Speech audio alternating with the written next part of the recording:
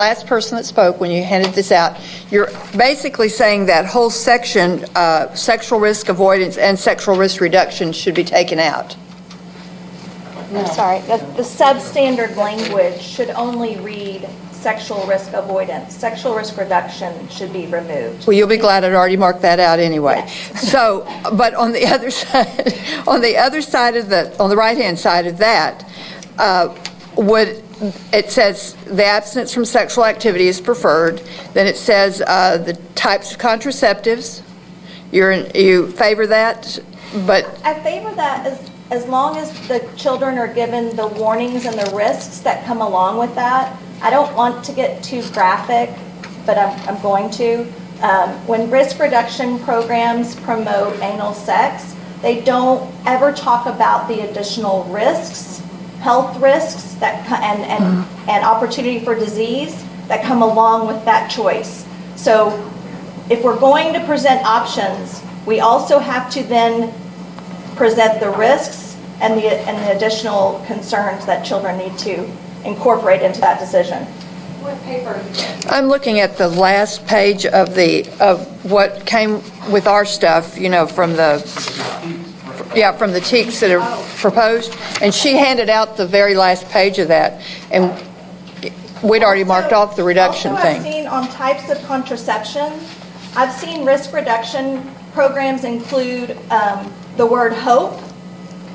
Hope is not a contraceptive, just saying. So I would consider that medically inaccurate.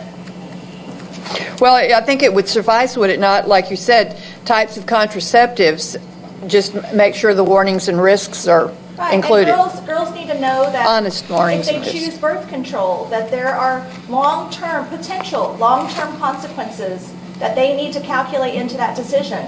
Risk reduction programs present the birth control, the pill, IUDs, to young girls, but they don't tell them the long-term risks that are involved in birth control.